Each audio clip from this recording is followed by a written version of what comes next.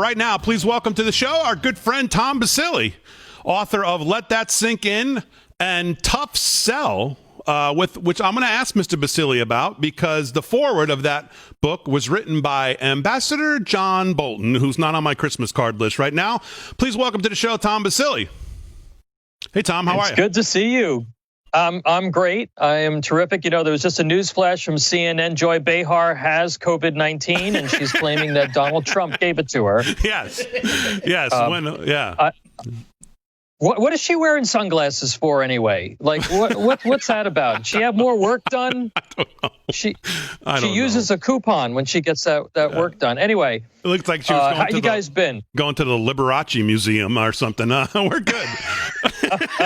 We're good. So I want to get to your article out in Newsmax, which I opened the show talking about. I don't know if you heard it. 10 questions for AG Barr. Americans need answered now. The problem is, well, let's start with this.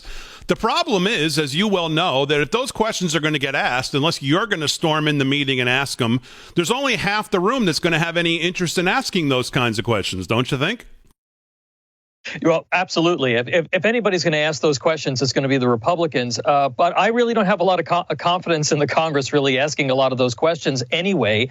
My message really was to the Attorney General and the Trump administration, and look, not just the Justice Department and the FBI, but this is, when we talk about putting together that nexus chart, right? We should be approaching dealing with domestic terrorism, dealing with connecting the dots between the funders of Antifa and the people in the streets who are organizing and causing this violence. We should be looking at this like it's a RICO case or a racketeering case or a terrorism case. And I'm ready to see it. I'm ready to see the nexus chart between the funders and the organizers and the shell organizations that are funneling money and supplies to these people. And I think the American people are too. And we really need to get assurances from the Attorney General and from the Justice Department that the federal government is using every tool at its disposal to try to do what I swore an oath to and what the Attorney General swore an oath to, and that is defend this country from all enemies, both foreign and domestic. Well, you're absolutely right about that. And it's one of the things we've talked on this show. And, I support the president in every possible way possible. But, I think there's a part of his base, I don't know how big or small it is, that's a little tired of seeing tweets about law and order and sees what's going on in this country and starts to say, well, and I know he's got the federalism thing with the governors are going to say, leave it to us. But I mean, at some point, where does this end with the just whitewashing of history, the violence against cops, the taking down of statues? I mean, at some point, law and order actually has to happen, doesn't it?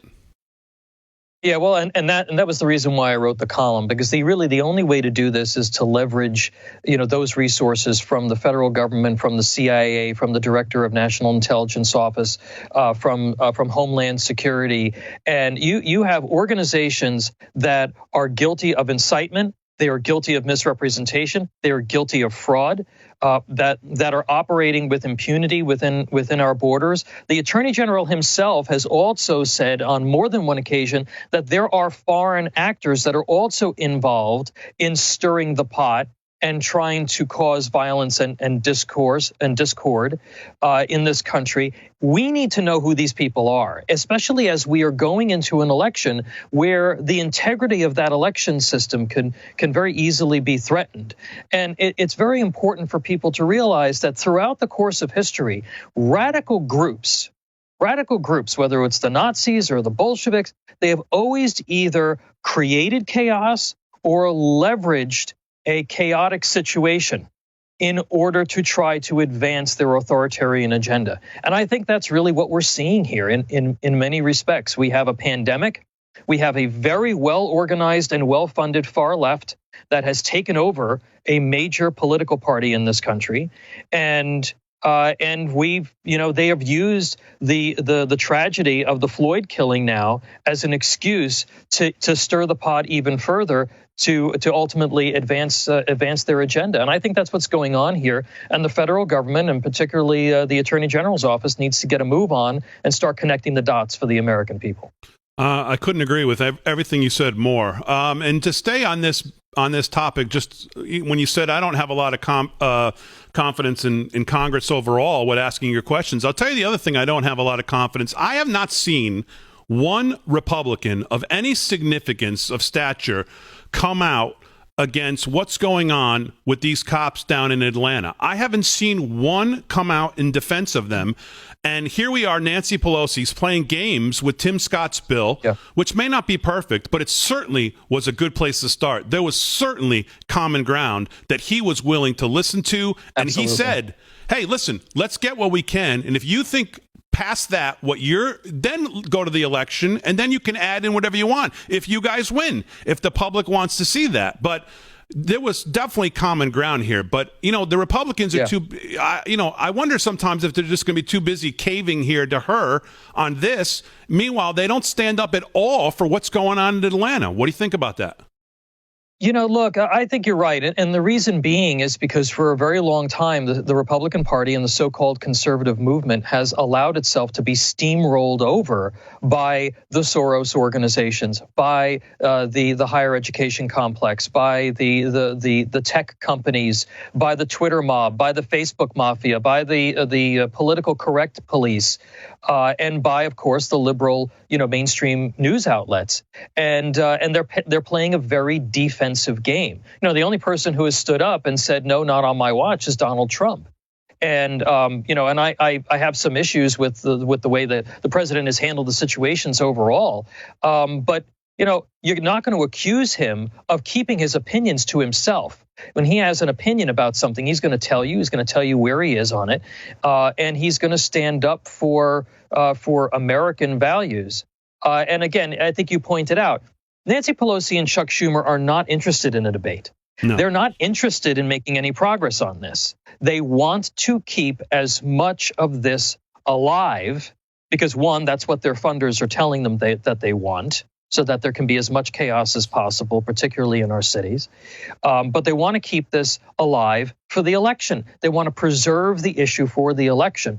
And I thought that it was a disgrace for Nancy Pelosi to basically accuse Tim Scott, who's a black man who has been profiled, who has been the victim of racism himself, has spoken passionately and emotionally about it, to accuse him of basically being an Uncle Tom and being part of a cabal to allow cops to get away with the murder of George Floyd. And this is the best that they can do. And of course, Chuck Schumer shuts down the debate in the Senate. And so we have no progress. But I want to caution you, though. We can get really wrapped up in what those guys on Capitol Hill are doing. But the really dangerous legislation, the stuff that is the war on cops that we've talked about, all right, that's happening at the local and the city and the state level, and it's happening all over the country. One of the reasons why I wrote in Newsmax a couple of weeks ago about the war on cops and about what we're going to have a national police shortage. And that's going to make every community, that's going to impact every community, including communities in the suburbs and especially communities of color. Because if you take a look at what they're doing in places like New York and New Jersey, in Atlanta, in New York City, in Seattle, and these other places, they're making it almost impossible for police to do their jobs, and they're treating the police officers like a violent street gang that needs to be eliminated. So again, I don't think that they're interested in actually accomplishing anything. Yeah. All right. I have to ask you about this. I don't know what your relationship is. We've never talked about this, but in my estimation, no individual has the right to go into the presidency under a cloak of somehow being a loyal player or, going in as a player and a team member of your administration, all the while making little notes with the idea that somehow I'm going to cash out while this person is still in office. The president can't operate. No president can operate like that. It's just, I just think it's embarrassing what Ambassador Bolton has done. Give me your thoughts. Look, And as you pointed out in the setup, I was very honored back in 2016 or 2015 when John Bolton agreed to write the foreword for my first book, Tough Sell: Fighting the Media War in Iraq, because I'd followed his career for a very long period of time. And during the Obama-Biden administration, there was no more correct and no more powerful a voice of opposition to that dangerous foreign policy than John Bolton. And here he is at this point now potentially playing into the hands of people who would take this country and the world, frankly, back to this very, very dangerous footing that we were on during the Obama years, that allowed an imperial Russia, that allowed an unchecked expansion of influence of China, that allowed the Iran deal, where the United States gave money to Iran that ended up in the hands of radical Islamic terrorists. It's been very, very emotional for me, frankly. It's been very disappointing. And I agree with you. There was a time in this country where if you were a high-level presidential appointee, you waited until after the administration was over to write a book, good, bad, or indifferent, because again, people had some respect for the office, and that is unfortunately gone by the wayside. And he's gonna make a fortune off of this. And I just cannot. I was just incredibly surprised that he would do something so brazen like this. And again, I think that the ultimate end of this, should Biden win the election, is a return to an apologist, weak foreign policy that endangers our allies and endangers the free world. Yeah. About a minute here. Joe Biden, 82 days since he's taken any questions. He still seems to struggle at some of these events we've seen him. He hasn't put out, I guess his VP list is getting shorter. Give me your, thoughts on just overall where he is. Who do you think he's going to pick? And where we are heading towards November here with Joe Biden. Well, he's going to pick a woman. He's going to pick a minority woman. I don't know if it'll be a black woman, but I think that these folks practice intersectionality, so they're busy checking all of the boxes of how many different aggrieved groups whoever this person is happens to belong to. Yeah. And that's what we will get. He's not. They're going to try and keep him under wraps. They're not going to have him answer questions for as long as possible. This is going to be a back porch or basement campaign as much as they possibly can, because they know that he's just not up for it. There are too many inconsistencies in his background. He has trended so far to the left, and he has no explanation for that other than the fact that he's been bought and paid for by the folks on the radical left. And that's really where we are. And if the president would only really focus his attention on trying to reach independence, I think that this becomes a real race. 10 questions for AG Barr. We'll link to it. Tom, as always, thanks for coming on. Thanks, guys. Great to be with you. All right, live from Studio 6B. Lots more to do. We're back right after this.